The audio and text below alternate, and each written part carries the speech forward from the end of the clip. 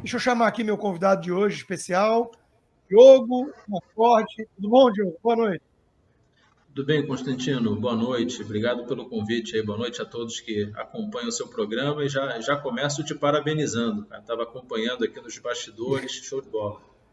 Obrigado, Diogo, obrigado. Eu que parabenizo o seu trabalho. Você teve a difícil missão de pegar o bastão do Salim Matar, que eu conheço há longa data e sei da capacidade enérgica de trabalho dele, né? E você está fazendo aí também um excelente trabalho em termos de alienar os ativos da União, que não servem para nada, privatizar empresas, tocar essa agenda muito, muito importante para o nosso país. Então, a primeira pergunta é essa: em que pé que anda isso? O que está avançando? O que está emperrado?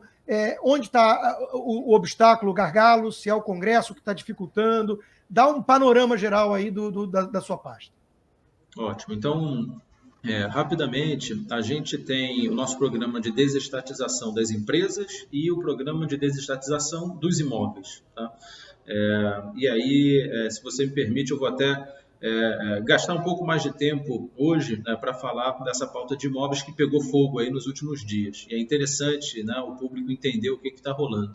Mas com relação às empresas, né, que é o que geralmente desperta mais interesse, que é o que tem mais proximidade com a população, a gente conseguiu uma vitória histórica, que foi a aprovação pelo Congresso da autorização de privatização da Eletrobras, né?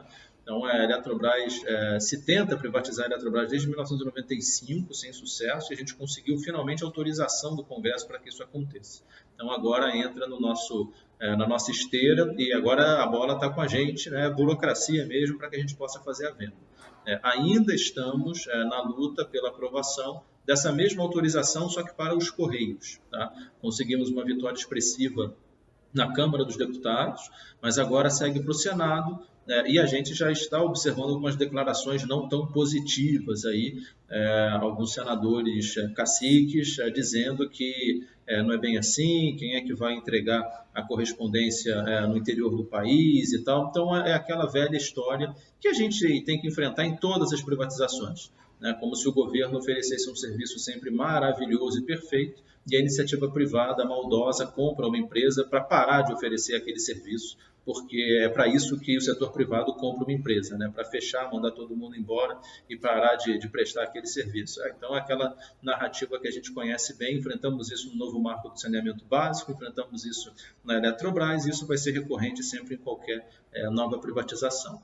Mas, em paralelo, Constantino, eu estou justamente agora aqui no aeroporto, né? Peço desculpas pelo cenário, né, não tão profissional aí quanto o seu, mas eu estou justamente indo para Belo Horizonte, onde amanhã eu tenho uma série de reuniões sobre as privatizações que a gente tem lá em BH, que é a CBTU Belo Horizonte, Sistema de Mobilidade. A gente está falando de trens lá de mais de 35 anos de idade. Então, ali a gente fala em não só garantir uma eficiência da empresa, mas inclusive construir a linha 2 do metrô de Belo Horizonte, que é uma demanda muito antiga da população. A gente fala de investimentos de quase 4 bilhões de reais que o governo foi absolutamente incapaz de realizar ao longo das últimas décadas. Tá?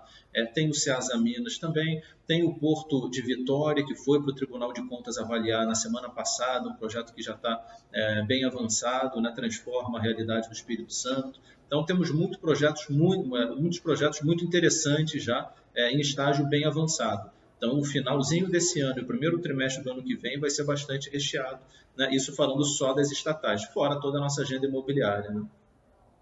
Então, eu quero pegar um gancho aí para entender melhor essa questão da agenda imobiliária, porque eu lembro que o Paulo Guedes, se eu não me engano, ainda em época de campanha, ele falava, né, o número assustador em reais que a União detém e que não faz nenhum sentido. Então, as estatais, está claro já, tem uma agenda bastante ativa de venda de ativos ou da própria alienação do controle dessas estatais quando possível, e está claro também que a resistência aí vem dos... Você citou os caciques, mas vem da velha esquerda, que tem alguns interesses por trás, e sindicatos, que são os braços barulhentos dessa turma para tentar impedir. Mas está andando o que pode andar, né? O que depende de vocês avançou bastante, o que depende do Congresso está meio lá, meio cá, meio travado, e tem essa questão, então, dos imóveis, que realmente, como você colocou, deu aí um certo barulho esses dias, tem uma turma se mobilizando para impedir a venda de imóveis que estão caindo aos pedaços. Eu quero mostrar aqui, que eu tenho fotos, se eu não me engano, é o prédio à noite, né, no Rio de Janeiro. Olha aqui. Isso é como a União cuida, né, do edifício que pertence a ela. É porque a gente sabe que, na prática, é aquela velha história, né, do mecanismo de incentivos. A grande premissa equivocada da esquerda é tratar o capitalista, o empreendedor, como o malvadão, e o Estado como se fosse uma abstração e não formado por políticos, indivíduos, né, que são suscetíveis às mesmas paixões humanas, né, como anjos, clarividentes e tudo mais. E é isso, né, o olho do dono que engorda o boi, quer dizer, aquilo que é de todos não é de ninguém. Fica lá caindo aos pedaços, não tem accountability, não tem... o prejuízo é de todos nós, é pulverizado, então ninguém faz nada. Estamos aí vendo os prédios caindo aos pedaços. E, pasmem, a turma lutando contra a venda. Então, eu queria que você desse um relato sobre como é que está acontecendo aí esse esforço de venda de imóveis e por quê, quem e por quê que está resistindo tanto a isso. Sabe que é muito interessante que quando eu cheguei, acho que quando a maior parte do time chegou, né, no governo, lá em 2019, nós tínhamos a falsa ilusão de que seria muito mais fácil vender um imóvel do que vender uma empresa estatal. Mas a verdade é a seguinte, Constantino, são 521 anos de gente tentando saquear o contribuinte. Então, no final das contas, cada pedacinho do país já tem um dono ou alguém que se acha dono. Inclusive esses imóveis que estão abandonados. Tem alguém sempre ganhando alguma coisa com esse imóvel abandonado. Então, há uma resistência muito grande. Ou ele pode estar ocupado, aí é legítimo, por algum órgão público, ou você pode ter um órgão público naquela expectativa de que não, eu não estou usando, mas um dia, quem sabe, talvez eu use, então ele também não quer vender, ele não sai de cima. Ou aquele imóvel, e isso é algo impressionante, pode ter sido cedido ou emprestado ou qualquer coisa para uma ONG, para uma fundação. Aí tem um monte de coisas dessa no Brasil, você tirar, né, é sempre muito difícil, mesmo que eles estejam fazendo absolutamente nada com aquilo. E você tem esses casos de ocupações irregulares, né, que simplesmente chegou alguém, ocupou, está explorando um estacionamento ou qualquer coisa em cima da área da União, e alguém fez vista grossa ao longo dos últimos anos, décadas, e agora a gente tem que entrar, né, com alguma ação judicial de despejo, alguma coisa nesse sentido. Né? Esse alguém, por exemplo, um Boulos da vida. Por exemplo, a gente tem vários casos, né, de imóveis, e o pior é o seguinte, se entra um Boulos ou alguém no prédio desse, pega fogo e alguém ali dentro morre, a culpa é nossa. Entendeu? Mesmo que a gente tente deslocar aquelas famílias, porque como você mostrou aí, né, esse caso do à noite, é evidente que esses prédios não têm condições de habitação. Então, se alguém invade e tem algum problema, como já aconteceu, né, a responsabilização é nossa. Então, é engraçado que essa discussão, esse debate sobre privatização de empresas é algo que começou lá na década de 90.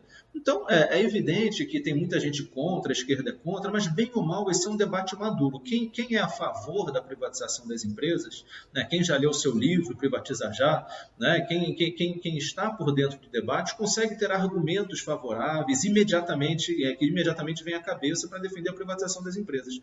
Surpreendentemente, a privatização de imóveis é algo muito menos maduro, muito menos discutido do que a privatização de empresas.